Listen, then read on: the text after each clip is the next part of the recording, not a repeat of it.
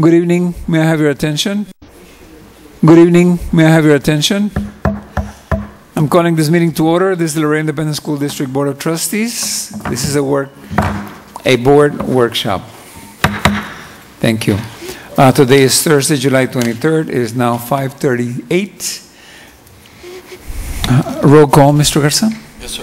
Mr. Jesus Martinez. Present. Mr. Jose Valdez. Present. President, Mr. Hector Nuela. Absent. Dr. Celia May Moreno. Present. Mr. Hector Garcia. Present. Mr. Jose Perez. Will you all please stand for the Pledge of Allegiance? I pledge Allegiance to the flag of the United States of America and to the republic for which it stands, one nation, under God, indivisible, with liberty and justice for all. Thank you. This is a discussion and presentation of the 2015-2016 budget. Dr. Nelson. Thank you, Mr. President. Good evening, members of the board. It's certainly our feverish hope that we're entering into our last few conversations regarding our 2015-2016 budget. You can see from slide 1 that our intent is to review our timeline and activities that will occur between now and August the 10th, where we will respectfully ask the board to consider taking action on the recommendation for a balanced budget, at least August 10th, surplus budget. So we want to go over our timeline between now and August 10th, really make sure we take a look at all the other meetings we've had along the way. Then our Chief Financial Officer has several new finances that we are asking for approval on in August that need specific review by the Board of Trustees, including, we've already talked about the general operating fund, and we will continue that conversation. But we want to make sure we take a detailed analysis of our child nutrition program, our E-rate fund, athletics fund, and our technology fund, and some hot off the press information as of 4 o'clock on our interest and sinking rates. So we'd like to go into that, make sure we've talked about our tax rates and what we're recommending in that area, including the compressed tax rate addendums that have happened since this recent legislative session. So the final thing we'd like to do is just make sure, I've had a conversation with several trustees about the current salary increases that have already been approved by this board, and I just wanted to review those, emphasize where we're at in terms of trying to recruit and retain teachers and staff as necessary, and give the board the opportunity to give us any final feedback on our salary structure prior to the final board meeting. So that's where we're at. That's what we hope to accomplish. If there's no questions, I ask you to turn your attention to page 2, which includes our process overview and timeline. You'll see the checked boxes are meetings that have been completed. We've been through a very, for the record of the public, been through a very transparent process where we've reviewed our revenues versus our expenditures monthly, and sometimes twice a month, and really tried to allow the board opportunity to have input on specific areas that needed amending. We've added positions, just to name a few.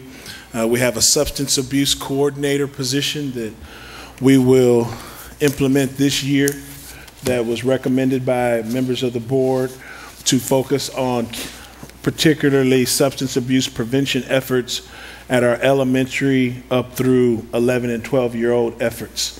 We currently have a host of services for high school and upper middle school students, 8th grade, and so we're hoping to focus that intervention based on some ideas we heard from our community, like Dr. Godinez, and a host of other things that have been looked at. We've adjusted our coaches' stipends to meet or exceed our neighboring district, and so we've had a vote on that, and so there's just a host of things that have happened as a result of our monthly conversations regarding the budget.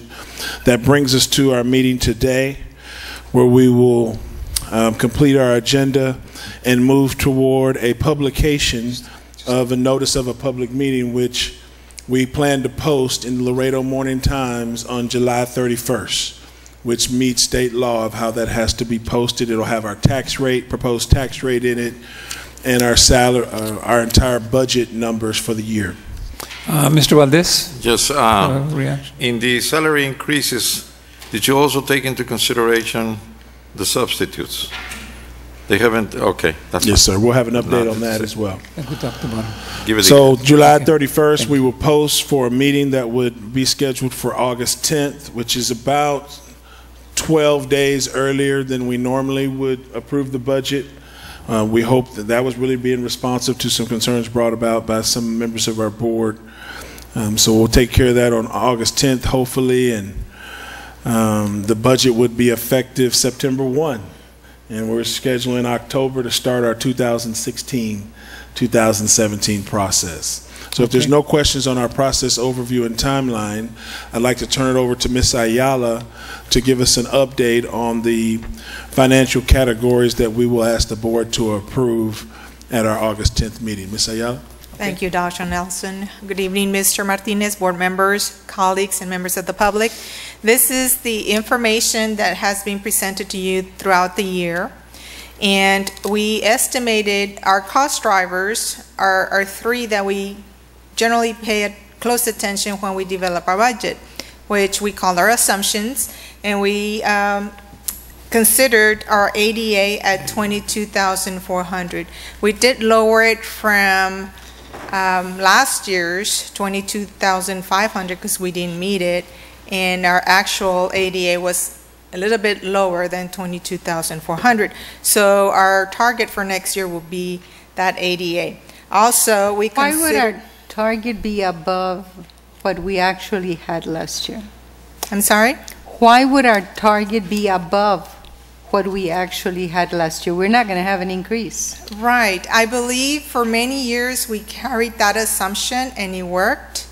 So we're projecting that we can meet that threshold of $22,400. However, during the mid-year, when we do that review, if we can adjust our numbers, whether we get more ADA or less ADA, we'll adjust our numbers accordingly. But will you also adjust our revenues? We would need to, yes, ma'am. Just like we did this year. We came back and we adjusted the numbers when we got actual data from TEA. Our numbers were higher in career and technology and special ed, so we went and we came back and presented an increase to that appropriation. Okay. Yes? Okay. Okay. So Thank you. our maintenance, I'm sorry? No, go ahead. Thank you, Mr. Martinez. And also we considered our maintenance and tax rate at 104 with a tax effort at 98%, which is about $21.1 million. And we are estimating, those are our cost drivers, of course. That's how we generated our projected revenue, and our expenditures, we estimate to spend about $198,468,826. And that would give us the difference between our projected revenues and expenditures. That would give us a surplus budget of $3,254,875. Will we be appropriating that surplus? If that amount will materialize after the audit, yes, ma'am, and I think there's a board resolution that says it needs to go to the administrative building complex. No, that's two different things. I don't think our budget can show that we're going to have more money than we're going to spend. As per our policy, it does say that we need to present a balanced or surplus budget, ma'am.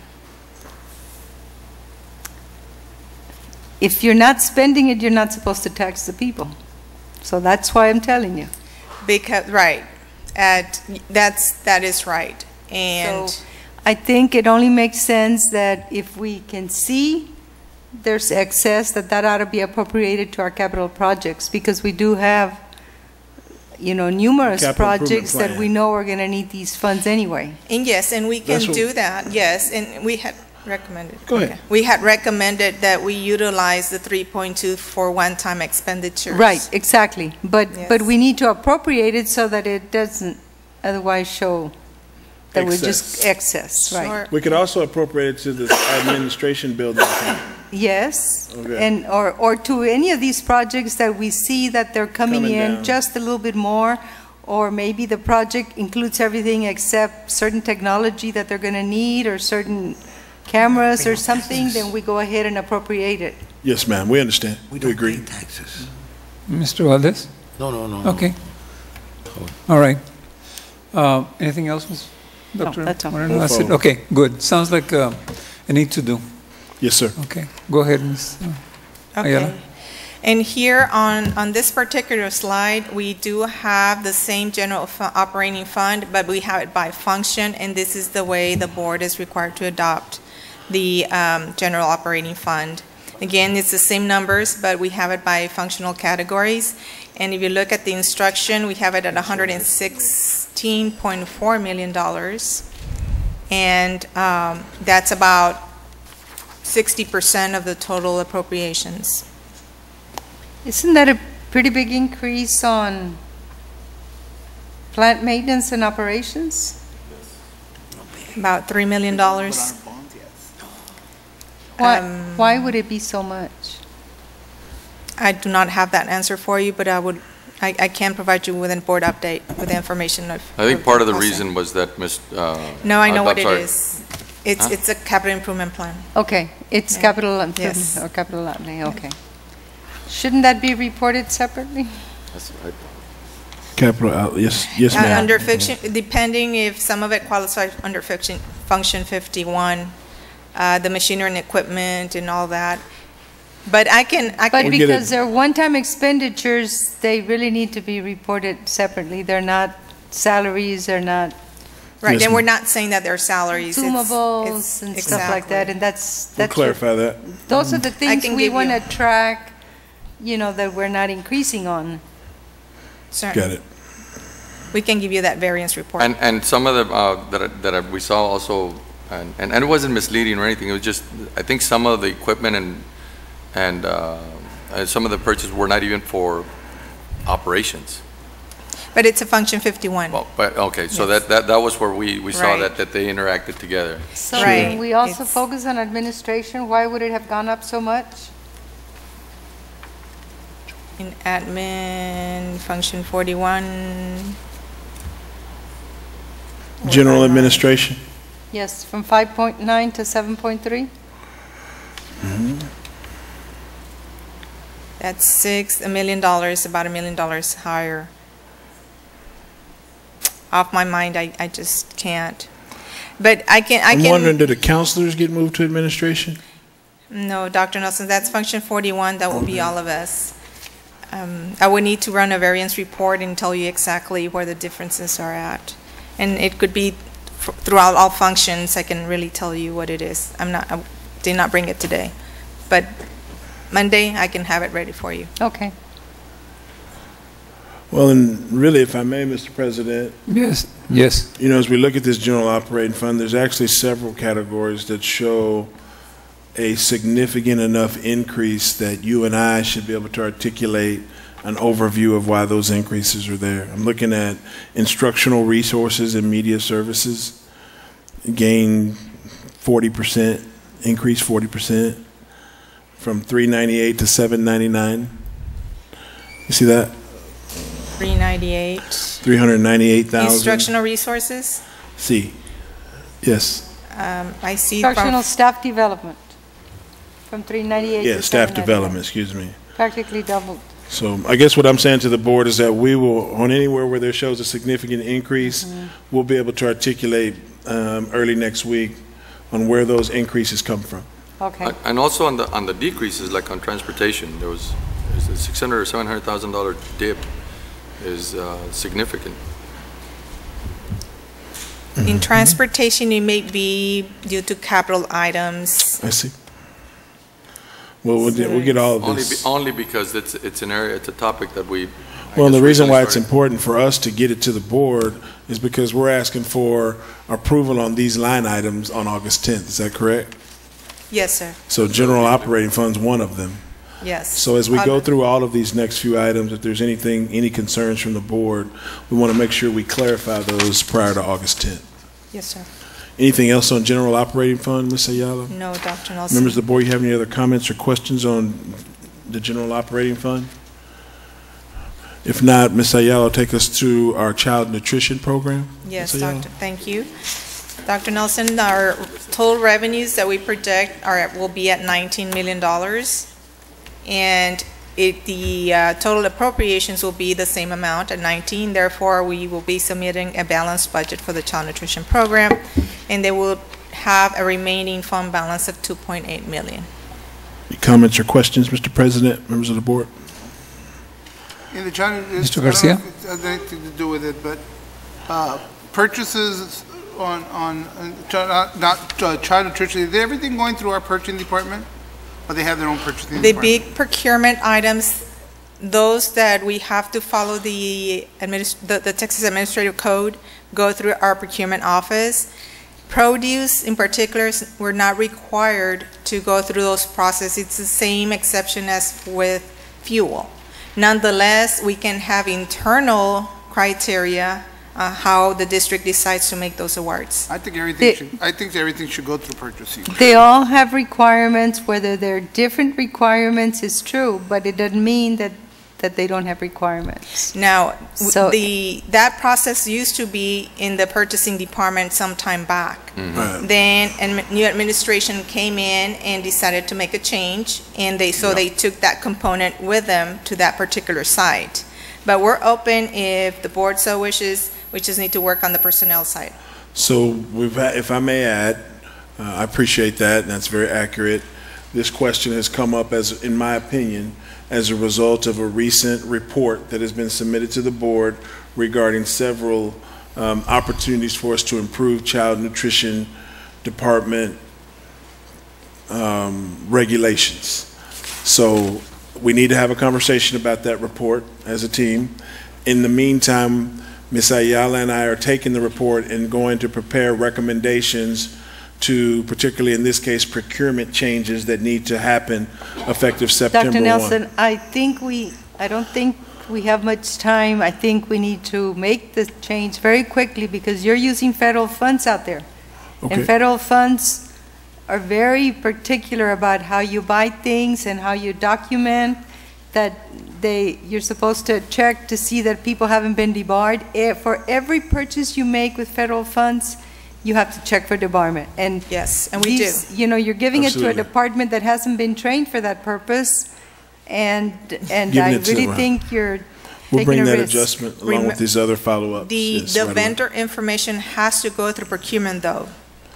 And procurement has to look into all those debarment and all those questions. I have not read the report to look, see, and check to see if it's if anything was done wrong, but every vendor goes through our department, then the vendor on the online system gets created. That should be the system. You have to check for debarment at the time that the purchase is being made. even Before. if- We got it. Well, Exactly, but it's before. part of it for every purchase. You can't say, I checked everybody in September and I'm clear all year. Right, At the date that you're making that purchase, you're supposed to check for debarment. We'll follow up. This is particularly the issue is in produce purchases. But we'll check it for all and make those amendments right away. And can we consider it done, or do we have to have board action for this? Well, I can tell you we'll be making those changes as far as checking our vendors and any kind of purchase effective the next time we purchase fruit. And I agree The about whole losing. process needs to change, Dr. Nelson. Yes. Right, but to answer the board question and comments is that if we need any board action, we certainly will bring that to the board right away. Yeah, but do we need board action, or can you do it as to what we're talking about right now? Well, we're prepared to go ahead and start making the changes right away. Okay. Because we procure stuff daily. Right. Daily, so. And I'll remind you that I looked everywhere in our policies and regulations, and there's nothing that said that the department would be doing their own purchasing. Yes, Right. ma'am, it's in the Nothing. manual. It's in our procurement manual. It But is there, very explicit. It's in none of our policies. That procurement manual is not available to us. I think we did it upon your request. And that's Well, why I've we never- created the manual. I don't have that copy of it. Yes, Okay. it was presented to the Some board. time ago? Yes, Okay, it was, but we Well, now went we're- through a series of months, maybe 6 We want months. to change it now to be more specific. No, yes, we are absolutely revising it to have more information Okay. on it. But it's fully stated there. Thank you. Thank you. Anything else on the food services? Next item? Okay, the next fund is the E-rate fund, Fund 180. Here we are estimated reimbursements in the amount of $300,000.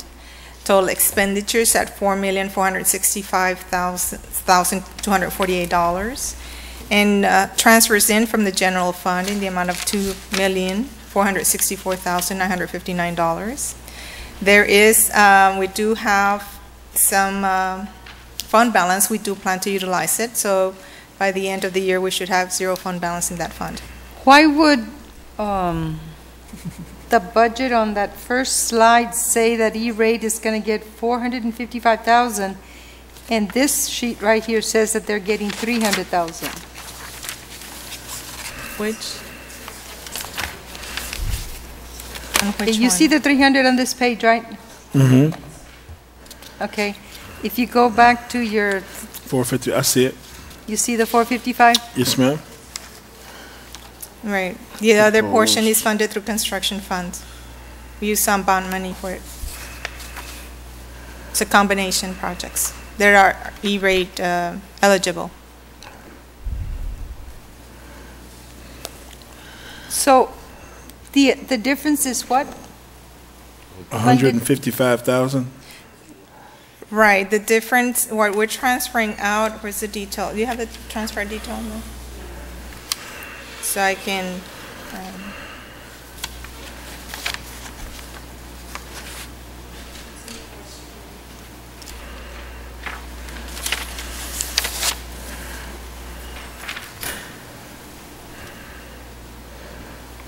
it's 455,000. Yeah, well, can you get the difference?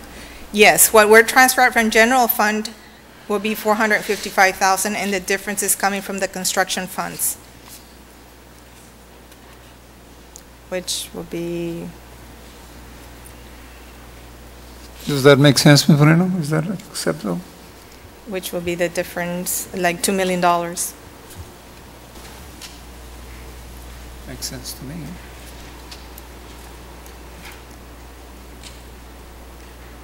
So in 2015-16, we're doing approximately $4.5 million in E-rate expenditures. We have applied for those projects, Dr. Nelson. Not $3 million That doesn't worth. mean that they're going to be awarded, but the program demands that we have 10%. the budget in place approved by the board.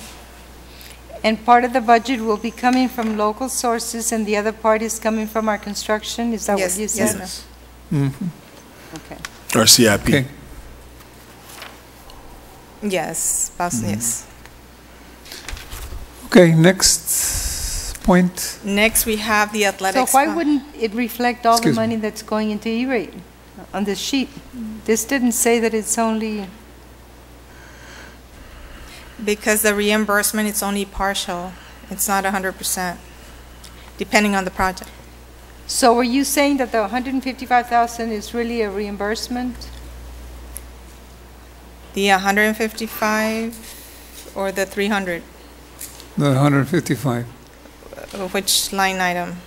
I don't see 155,000. That was from that first page. The difference between the first page and this page?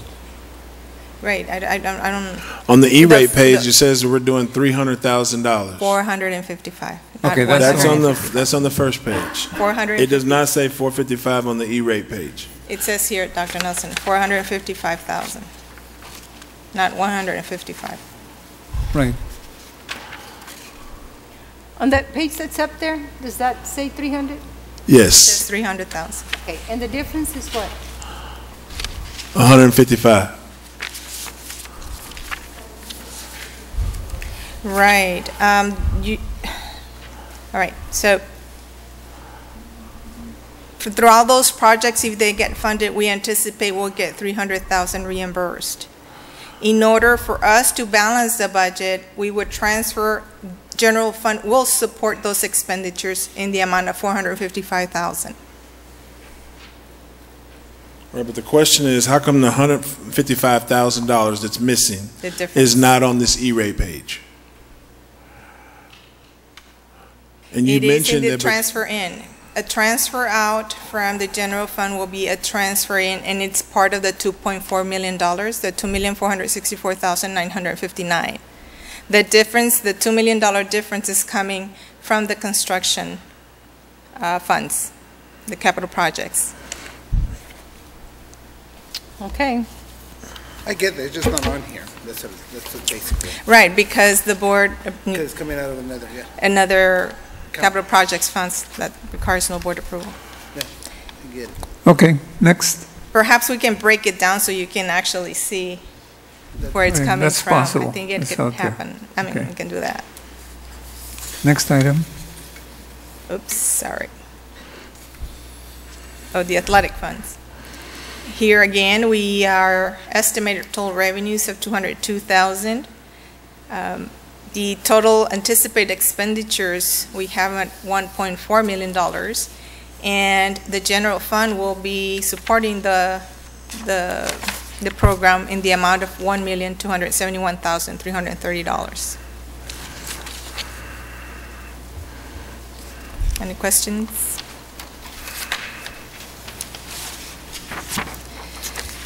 Next, we have the technology fund, and this is a leftover fund when the state of Texas used to provide funding for us, and we had to bring it over to general fund because it no longer met the criteria of a special revenue fund.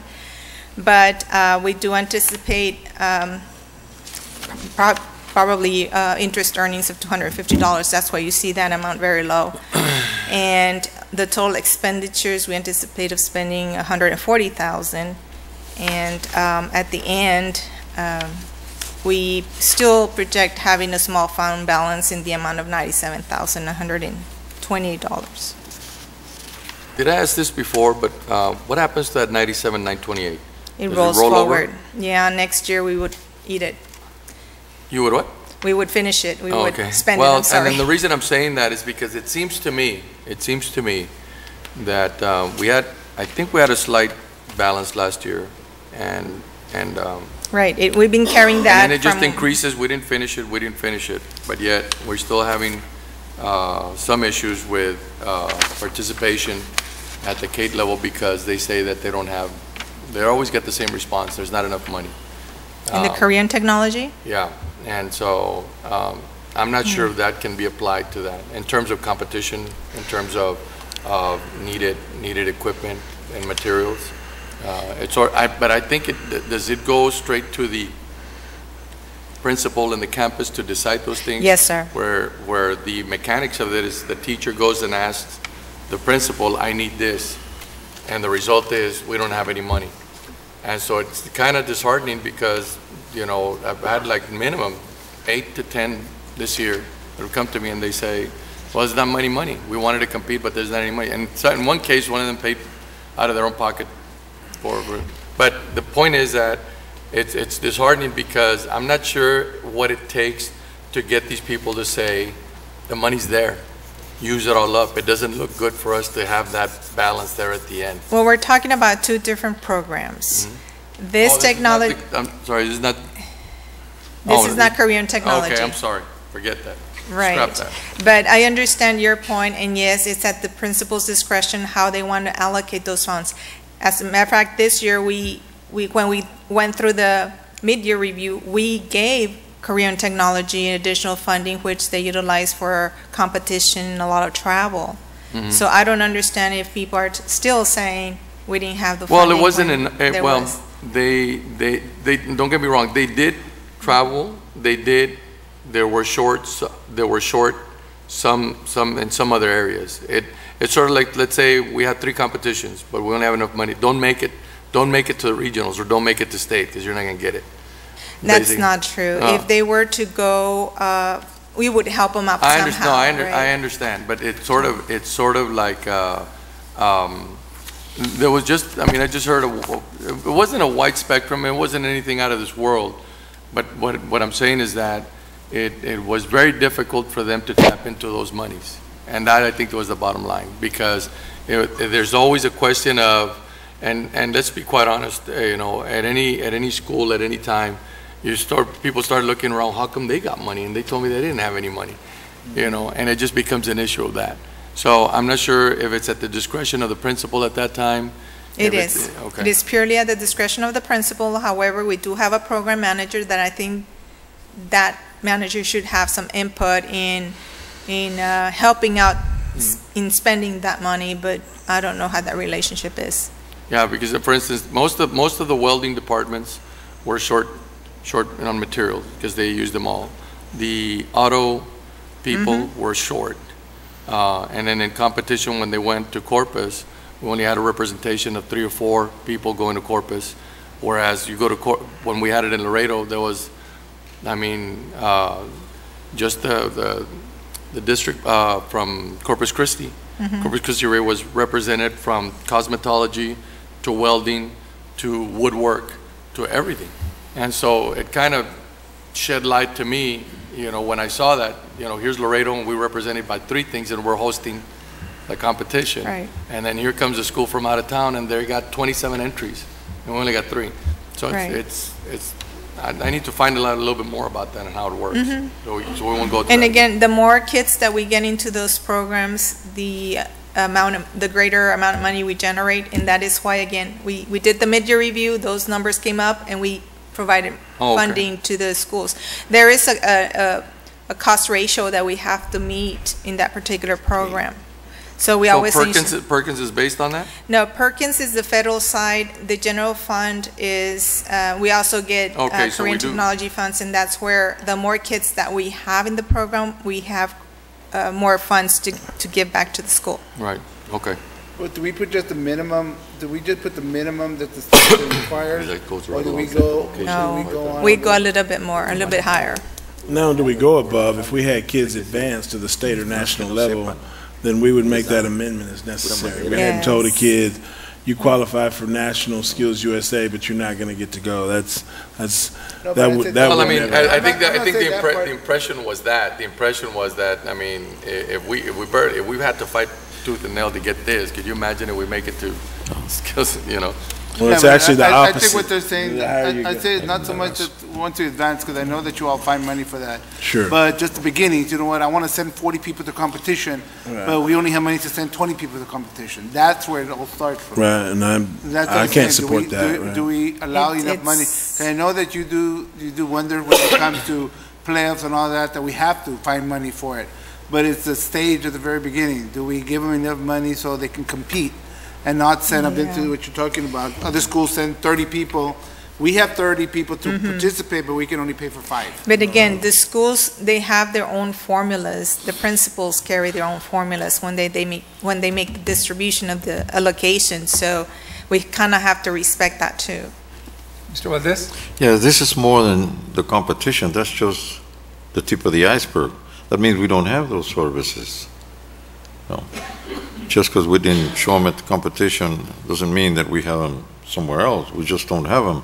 So what Mr. Garza is bringing up is very, very interesting. It's also very, not damaging, but it's exposing that we're lacking in that program. And another thing, you know, in other words, here we're just discussing the budget. You know, this is just the figures. But behind that, there's a program that is not being implemented. And that's something that we need to look into. This is what is known as the world of perception. There's a little bit more up there than what we're looking at. Okay, that's one. The other one is this. Have we included anything exciting in here for our military? Yes, we have. Okay, I want to make sure that we highlight that because there's some people that don't support our military very, very well, and I don't mean Mr. Trump.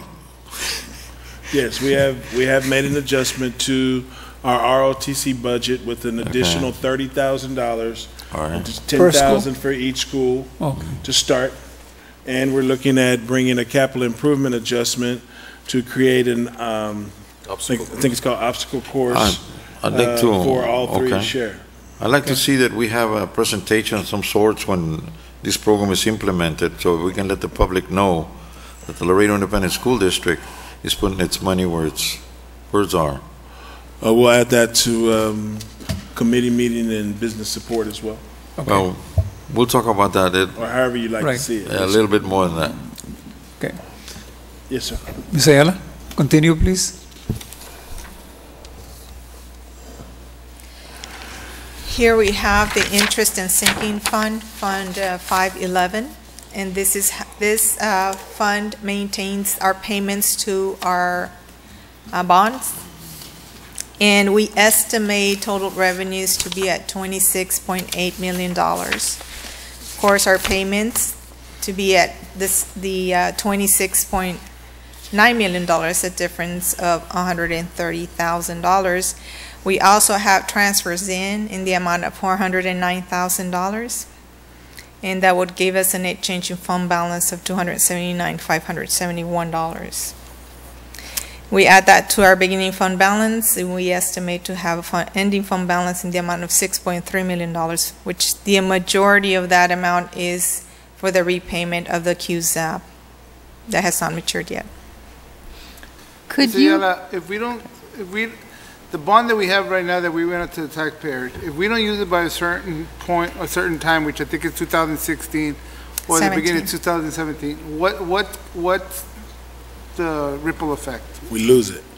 Not necessarily. What happens, this is an IRS regulation. We told the IRS that we needed that money to do projects, and if we don't spend it in accordance with their rules, it becomes a taxable issue. So the investor will get taxed on the interest earnings. And Dr. then we will Moreno? have a hard time selling some more bonds. have we sold all our bonds? Yes, ma'am. We don't have any So And the school non-voted district, debt. the school district won't get taxed, but the investors that bought the bonds will get Would taxed. get taxed. Right now, they're not paying taxes on So that, they're gonna, those so earnings. then our bond rating will go down because we Yes, didn't, yeah. it has a ripple effect on Okay. that too. Mr. Valdez? Yes, can you define spend those monies? Yes, You sir. mean allocate them or actually? No, fully spend. We have to spend at least 85% by the third year. Oh, now we're going to 85%. Okay. Yes, 85% by the third year. Yes, 85%? by the third year. Okay. So So there are we some have things June in there. 2017. Again, this is where we begin to get an education, you know. We don't spend those monies and then those monies actually are reduced by 15%. And more. We need to know a little bit more because this gets to be like the UAL. Nothing is reduced, right? And Hope not. we need to look into those Nothing. things. Okay, we got the message. I do have another question. Yes. We're not taxed. If you look at the interest and sinking fund report there, and transfer-ins from 3 years back, 6 million? Yes, and Why that is was, that different from the Sometimes report figure on out page 3?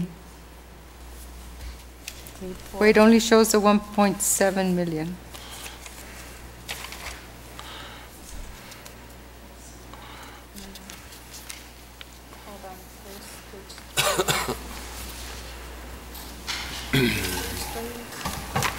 You're talking about the 2014 series bond fund?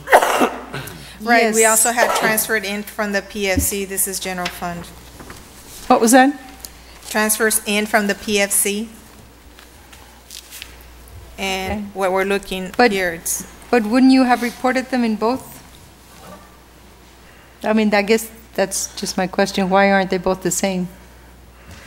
because the PFC, you had to report it on a separate fund, which was Fund 512. Debt service.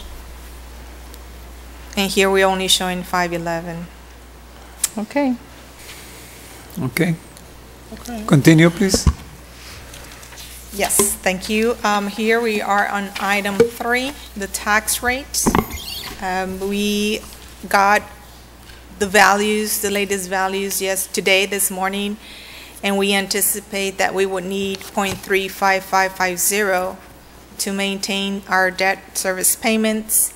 which is a decrease of about $0.015 when compared to the current INS rate. We think that's newsworthy, for the record, because as we've tried to balance our budget to be able to reduce the INS rate, I think our public would want to know that. We've been able to keep our M&O at $1.04 and reduce the INS.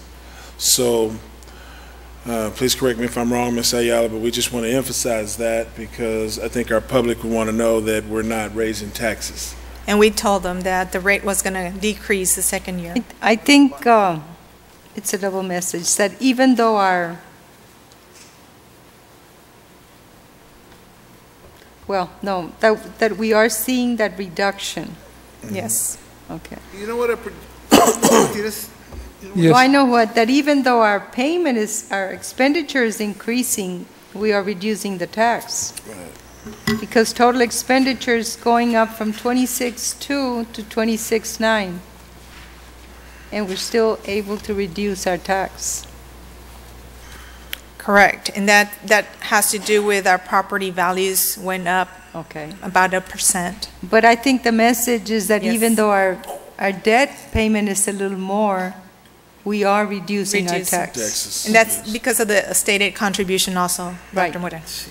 Have you put a pencil to project, just a pencil to what a projection is with the outlet mall opening up in our district, what impact that's going to have on our district? That's about 7 million, 70. It could be about increasing our property values, maybe a penny, How much? maybe 1 penny or less than about half a penny. If we add about 70 million. About 70 million? Well, it's because you have to get 70 million divided by 100 times 101 times whatever.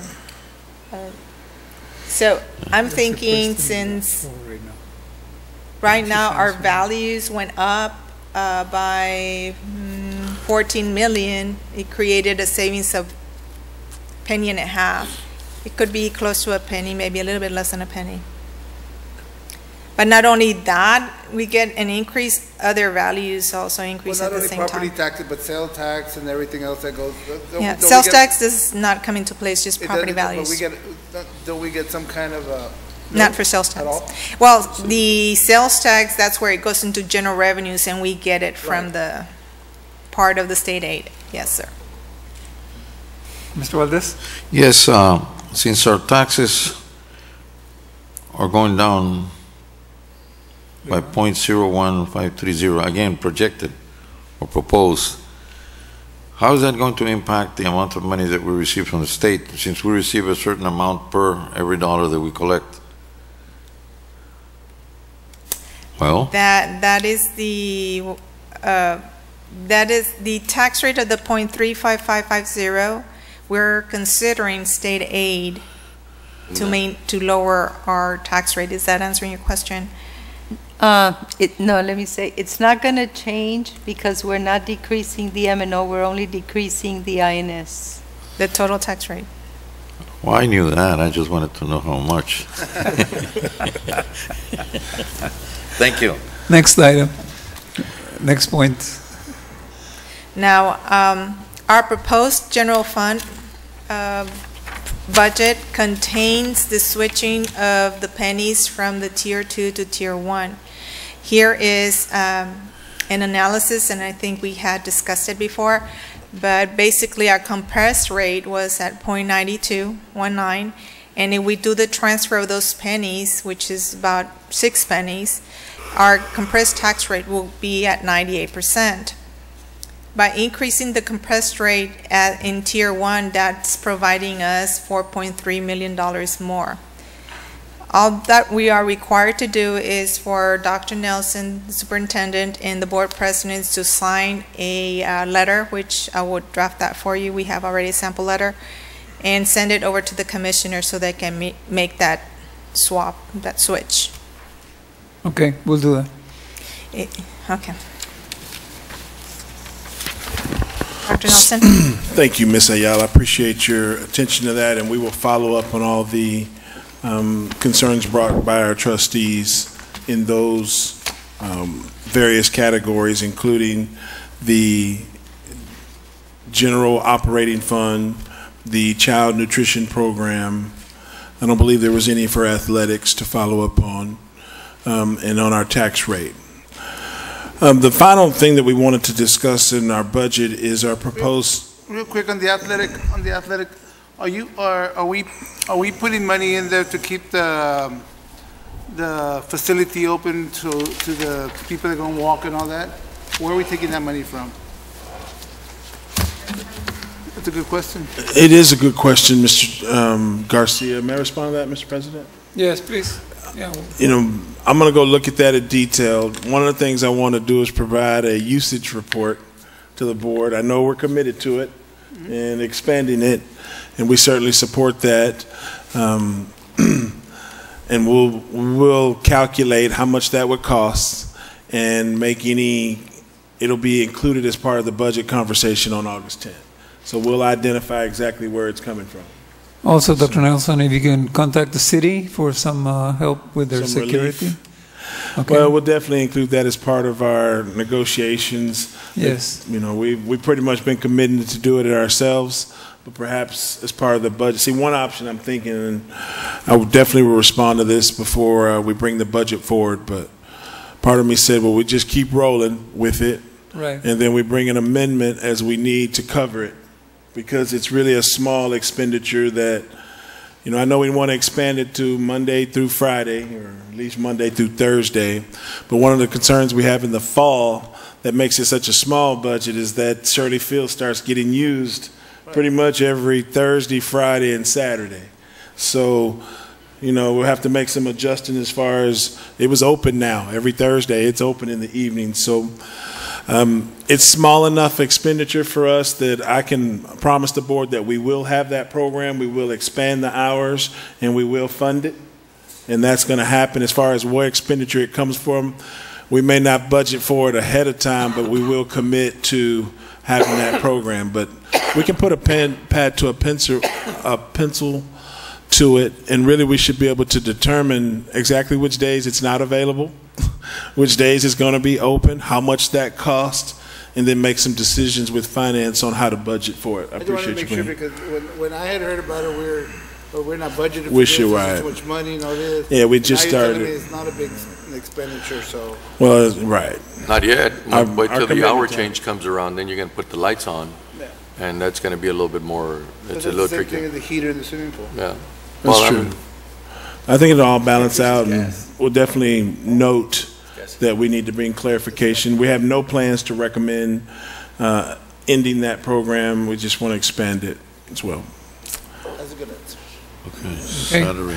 On our salaries, what we wanted to start with is making sure that the board understood that on May 14th of 2015, this board unanimously approved $6.2 million in salary increases. Those increases included a 2% increase for all administrators. It included a 4% increase for all paraprofessionals. It included approximately $243,000 in additional athletic stipends for our athletic staff. And last but certainly not least, it included a $1,500 increase plus a step increase for each teacher, with a starting salary of $47,250. We want to emphasize that is, we're very pleased with that. I know that all of our staff was thankful for what has already been approved by this board. Our finance department has been allowed to go and balance the budget in a way that's quicker than it has been in the past. We've had some concerns brought about possibly adjusting that and maybe even increasing it. It is not the recommendation of staff at this time, but we do know that our neighboring district did provide a $2,000 increase for their teachers, a 3% increase for their administration, and a 5% increase for their paraprofessionals. Very respectfully to their decision Number one, we're not making decisions based on them. Number two, when we talk about a 4% increase for our paraprofessionals and a 2% increase for our administration, we choose to leave out a year-long TASB study that resulted in 6 figures worth of adjustments in salaries to paraprofessionals and administrators. So when you really start looking at it, I really feel like we have given more to our staff than our neighboring district has given already. So I understand the conversation. I've had an opportunity to visit with several trustees about this. At this time, we feel like we're prepared to bring a surplus budget to the board. But we did, as I visited with trustees, I know that there are some that wanted us to reconsider this. So if the board wanted us to do that, Finance and myself would like to get clarification so that we can make it part of our budget as directed by a majority of the board. Mr. President? Any reactions from the, no? I just, you know, Mr. Garcia? I personally, you know, we're comparing apples and oranges. We're the paraprofessionals. I understand our sister in city gave, our sister's school district gave it a 5%. We gave it 4%, but we start our minimum wage at $9. They're at $7.45, so they're not even close to us. I don't have a problem giving them $2,000, but I would remove the step increase because I think we're fine the way it is. Now, if the board wants to give a $2,000 across the board, that's fine. But then let's remove the step increase. We're doing two things. They did not do that. If you get the last 5 years and put what we've given the last 5 years to what UISD's given, they're not even close to us. So I just think that we've already done that. We asked for performance. We haven't seen the performance from our faculty and staff. We're seeing little steps, but not what we should be seeing. So I truly believe that we're paying our teachers very well. I think they deserve it. I want to make sure that we have money for next year's, looking at pay raises next year. We've done it every year for the last 5 years. Our sister school district has not done that. And I think that's why, you know what, we're there with them. Again, you want to get 2,000, I don't have a problem, but let's eliminate the step increase and give them 2,000 across the board. I think the step increases are really good. We worked very hard, you know, to make sure that we reward those people, you know, that get to certain steps of increase.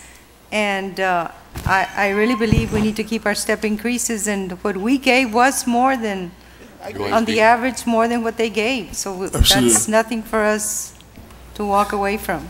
Okay. Mr. Valdez? Yes, we keep on mentioning the other district. Sometimes you wonder if that's just an excuse to saying, you know, no, we're okay. The real issue here is, what do we give our people? Do we have the resources to do it? Obviously, salaries in the city of Laredo are a little bit lower compared to salaries in other parts of the state. Okay, if comparisons are to be made,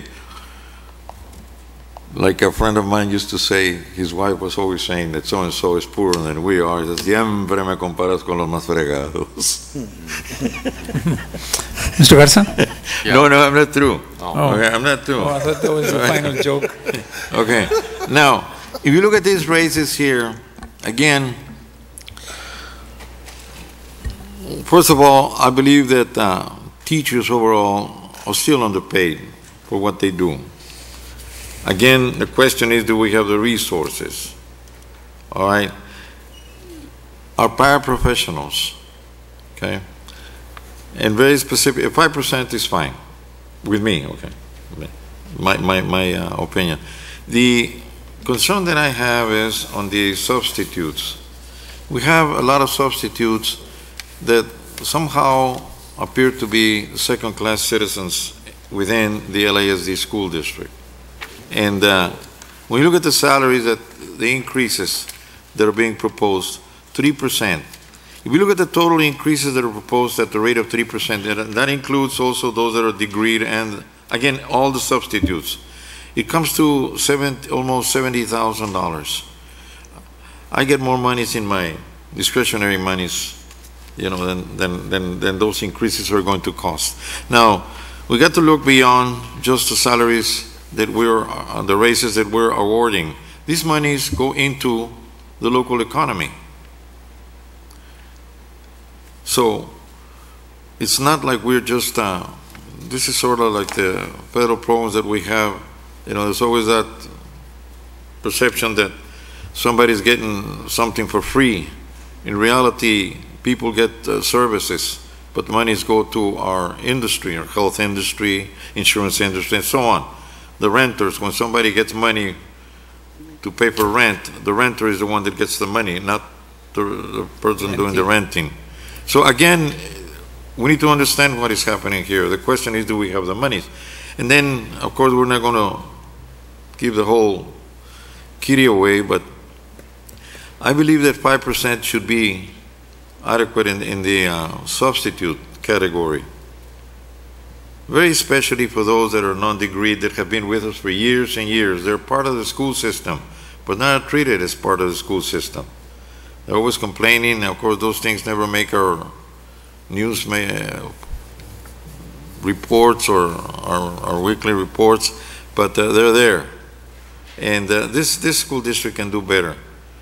What would be another additional 2%, which would give it 5%? It becomes a psychological problem here, you know, how come those people get that much? And then we just discussed right here, right now, that we had some additional increases because of that new pay plan that we put in place, okay? And then on top of that, we give all this, but these people get a little raise. And I understand what Mr. Garcia is saying. Well, we have provided those other things. Next year, if we don't provide any of that, and they don't either, ours will be at a disadvantage, not a disadvantage, they'll be at a lower rate, okay? But what would be the difference in increasing from 3% another 2%? And when you say recommendation, staff is very happy, you mean administrative staff, because some of the, it's impossible to get an idea what our staff, you know, really feels about this thing. We have 4,000 and some employees. Okay, administration is happy. Okay, administration in this case is speaking for administration, and they have that authority. You know. But still, coming back to this, what's an additional 2%? Can you figure that out? It's right. It jumps in right now. I mean, more or less right now. If you look at the 2% over here, it's 46,000, ¿verdad? 46,000. And you would add really to that 46,000, you would be about $106,000. About 106. Have we calculated the increase in the insurance? No, and that's really only for about, thank you, I want to say 50% of our subs rise to the Affordable Care Act, to where they would now be eligible. How much will they be getting from us for health insurance? The same as the regular employees? I believe that is, yes. They will then. I think that needs to be calculated. The other concern I have is, has anybody looked at what that could possibly do to our system? Because what does it take to get health insurance there to qualify? It's the amount of time you work as a substitute. Right. Okay. So if I'm pregnant, you give me the hours so I can get the insurance just in time to deliver. You have to keep them under 28 hours, 28 hours a week, 103 in every 3 months. But I don't think like we that. make any kind of an effort to even tabulate To the hours. monitor that. So you have to pay the insurance. So if we're not It careful, went from 32 we're to gonna allow 30 or 28. some stuff to go into our health insurance, and then everybody else is going to end up with higher rates. Understand. Exactly right. What is our and if we're not touching the fact, if we're not touching our teacher salary, which I don't think we should, I think it's the recommendation that we did in May is perfect. I don't have a problem looking at substitute. I didn't even know that we're looking at substitute. But are we really screening these substitutes? I've gone to different schools where the substitutes it's a free period.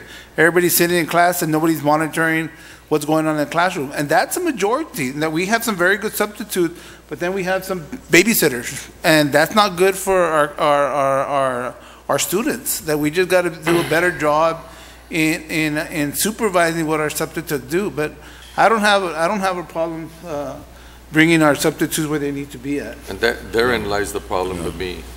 As far as I'm concerned, the option that we voted on in May is ideal.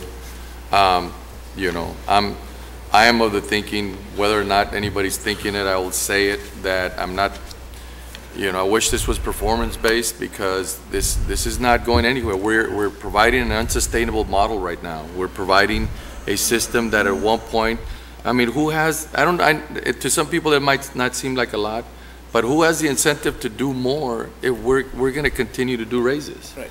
I mean, there's no, it's a continuous reward system for being mediocre in some cases. There's some people that are going 110% out there. There's some people, I can see it. There's some people going 110% out there, but there's some people that are going down 30%. And it's just carrying, you know, we're carrying a lot of dead weight. You know, we're carrying a lot of people, and that becomes a management issue now, to me, you know. And so we have to ask those hard questions. We have to go down department by department and ask those questions. It's not a personal thing. It's a thing that we get to see it. It's sometimes, I mean, it's humiliating for me for people to come up to my face to tell me, you guys did terrible this year, and you're offering raises. Mm-hmm. You know, I mean, we can't continue to sustain that type of mentality that we're going to be continuing to give stuff for things that are not being delivered. Now, where the absolute problem lies is upper management to look at. Sometimes the problem is upper management, and you know, we haven't decided where it is. We haven't talked about it. It's sort of like nobody wants to even approach it. I'm here to tell you that I want to approach it. I want to tackle. I want to get that bull by the horns and fix that problem. not for the sake of gotcha moments. For the sake of fixing it. I guarantee you, everybody's lives will be easier once we find out where the actual problems are, and we create a system of production that is viable, that it's measurable, that is continuously improving, because the people in it want to improve. But if we continue to go at this rate, it's not sustainable. I'm telling you, we're going to continue to we're going to be here twiddling our thumbs again, because we're saying, the numbers didn't show so well next year again. And I know some teachers crying to me, came up to me, I tried everything I could. But there was only 4 or 5 of us doing it. The other amounts weren't there. I've got some cabinet members that are going 110%. Some of them that I see are not going 110%. So, you know, it's just a continuous struggle to trying to get everybody on that ship. Like I said earlier, we all got to be on the same ship, and we got to go at it the same way. Because if we row together, we're going to move a lot faster. If we row against each other, we're just going to be that boat that continues to go in circles. So, bottom line, I'm happy with the increase, option C1, that we talked about in May. Amen. Right. Mr. Valdez, one more statement? I don't know about these percentages. You know, once you get over 100%, I don't know what happens. And then, but the discussion gets a little off base, because some of us get very frustrated when we see people really goofing off. Now, Mr. Sanchez there is a witness. I just paid my taxes. And when you pay your taxes, in other words, after you get through paying a home, and you go out there and pay cash, you feel very bad. I told him that. They try to soften the process by giving us some cookies and Cokes, right? They do. You know, that's appreciated, but it doesn't work. But coming back to this, overall, this is not a private enterprise. This is an education system. You do not measure the results the way you do in a private business. You can't. There is no profit here. There's progress. And when you look at the number of students that we graduate, how many are dropping out and what have you, we're not doing that bad. When you look at the services that we provide, okay, then again, see here, I don't want to put pressure. The heart of our district are our teachers. Sure. The other part is a supportive service. You need that, just like in the service. You know, you've got the infantry, but support services all over the place, or it doesn't work. Coming back to this, there are very few teachers, and we know that because we have fired very few. We have fired some, but very, very few. And what is it, maybe 2 or 3 in a whole year out of 1,500 that we have? I think we're doing very good. Now, there will always be problems. That's part of the nature of this system. There will always be problems. And but I do understand the frustrations that we get. It's just like in our coaches, you know, they're not winning. Well, wait a minute, they don't have the right to select players either. This is not the NFL. So they deal with what they've got, and their objective is to put in place an athletic, an athletic system. We would like to see them win. It's nice, but if we hire them, you know, on those premises, we're not going to make it, and then there will be so much pressure. The same thing happens with our teachers. They're moving. We do have some people that are not doing well, and I think Dr. Nelson has been looking at that also. Yes, sir. And but coming back to this, I don't think we're doing that bad. Okay. Well, the point of the matter is that we're in creating systems. Have you finished, Mr. Valdez? For the time. Yeah. No, I mean, I'll just... And he hit okay, it right Mr. on the Garza. head. Or again, he hit it right on the head. It's creating systems. Systems that are measurable, and systems that are talked about, and they have a measurable system that you can see progress as you go along. And like I said, you hit it. I mean, on the coach ed level, we worked hard. We've already, Maggie and I sat down. I talked to Ms. Averill over there. We've sat down and we've created some sort of a system that we can say, well, we're going to start reaping rewards off of this thing in 3 to 5 years. But we have a pipeline that we're trying to develop, where we have a pipeline that I'm not necessarily interested in wins or losses. I'm interested in progress, as you plainly said, and I like that. Progress is what I want, but I can't have progress, you know, in certain areas and no progress in the other areas, and we sort of turn a blind eye to it because we can't seem to identify the problem area. And what is that? When you can't identify the problem areas because your system doesn't allow it. So we're not creating successful systems to do those things. And so, like I said, this is not a gotcha moment. This is not a pointing the finger moment. My point is this, is that I've been here 3 years, and I see the incredible commitment from a lot of people. Don't get me wrong, I see a lot of commitment in there, and those are the people that I want to sit out here and fight for. But I want to get everybody involved inside this boat and just, man, put our paddles together and let's move forward. But we can't, you know, it's sort of a struggle every single time. And I think a lot of it, I'll be quite honest with you right now, that the biggest problem that we have is we don't have everybody in one single building. So it creates a management nightmare for Dr. Nelson. I know it does. How can he go out all over the city to try and manage everybody that's in there? So I know that that's one big problem that we're trying to tackle on right now.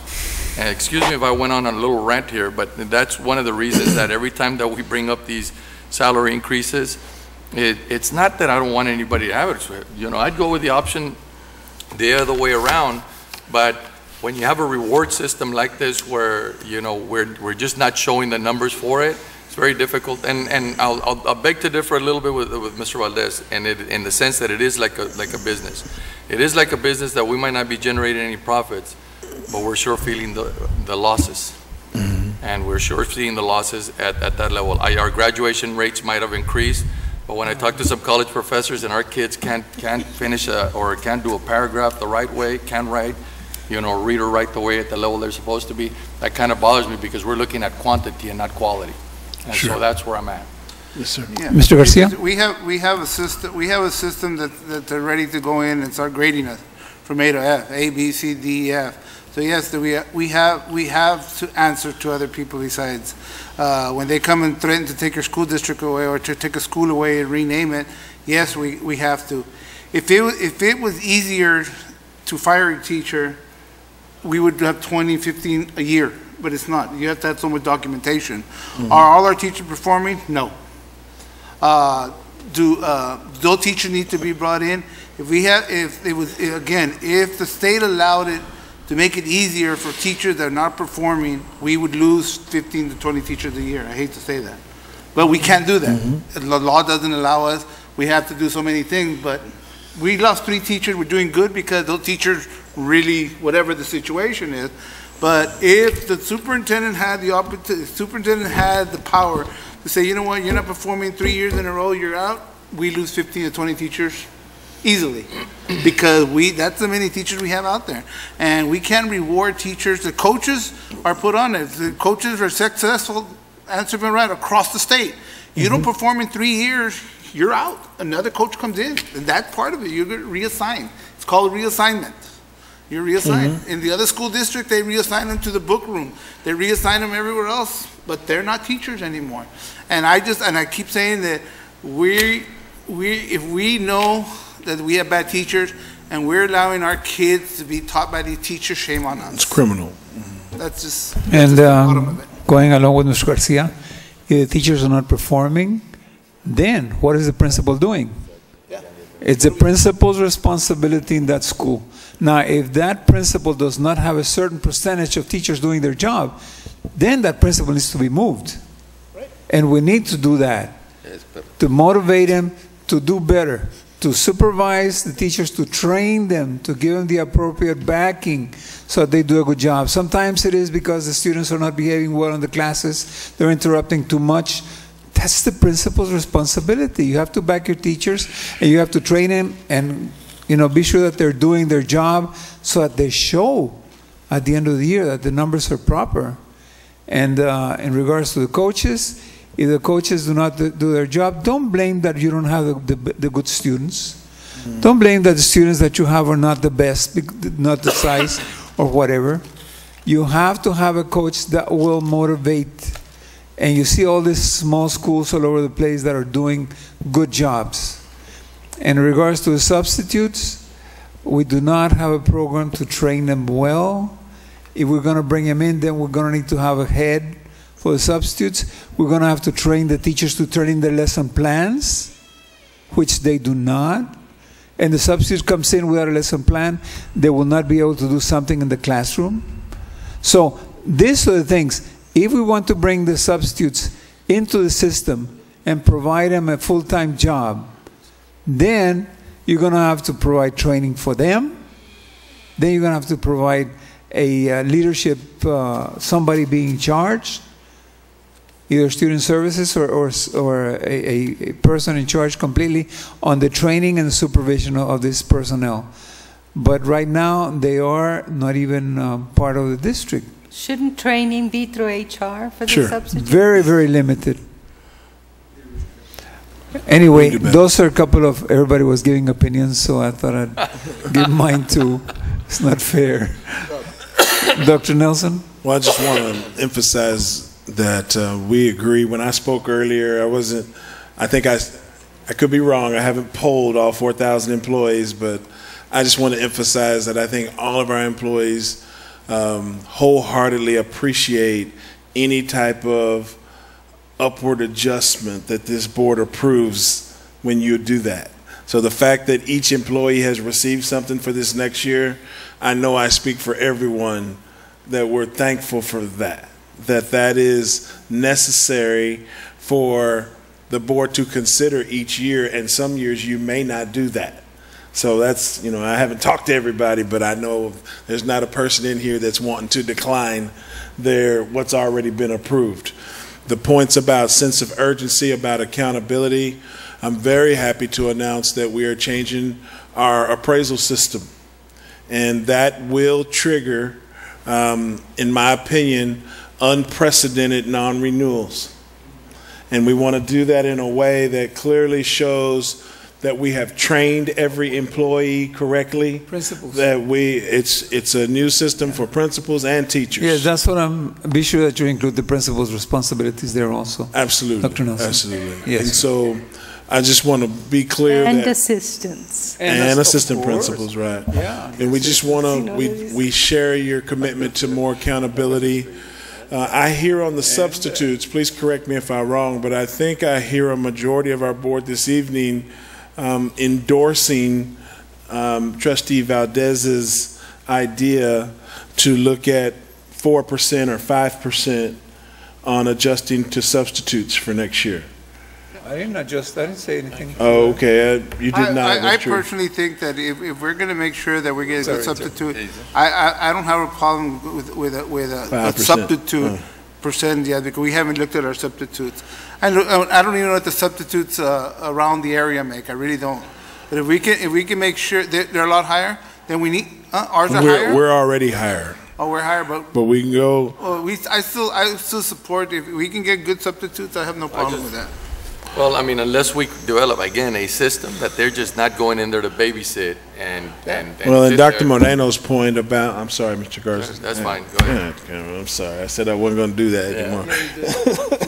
But I just You're want to. passionate, that's all I want. I want Well, passion, that's all. I just want to, we're going to follow up because we really have already started looking at the amount of employees that would be eligible for health care. We want to really make sure we analyze that, as Dr. Moreno asked us to, and we've started visiting with some, and some of them have said, yes, I work full-time, I plan on working full-time this coming year, and I'm not interested in the district's health insurance. I'm already insured somewhere else. We've got others that said, well, that depends. I might stay under Obamacare, as I've already signed up. I don't want to do it through my employer, or, you know, there's all kind of rules and regulations. So we'll provide that detail. And that's just where we're at. I think we could go forward with bringing our budget August 10th. We might have an adjustment with subs for the board to consider and take action on. Can we also make sure that we communicate with our insurance consultant about this impact and how he perceives it, and yes, ma'am. what things we can do to keep it sound? We Yes, don't Dr. need Moreno. for our own teachers to be facing increases. Good point, and the impact it has on our current staff. So we've got some things that we can do between now and then and provide some updates to the board. And this is the guidance we needed in order to wrap up our budget process. So that's, if there's no other comments or questions, I wanted to be sure and recognize Ms. Ayala and Ms.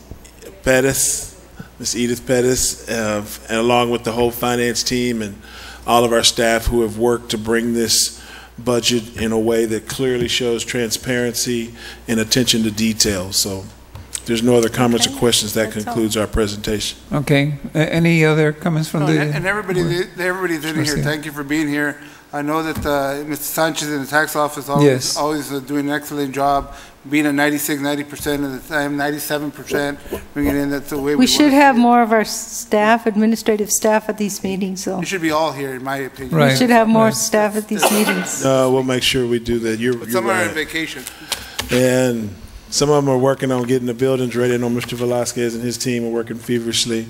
We also have a cake for Mr. Garcia great. and his birthday. Happy, really late birthday. Hey, better late than never. I can tell you. That's Ready A for it. better late Okay, than never. Manito. Better late than never. That's better late than never, you're right. I might not see another birthday. That cake's been Having sitting no at Dr. further Nelson's office for business, 2 we're weeks. now adjourned. Thank That you. cake been at your office for 2 weeks? Don't forget next month. My birthday next month.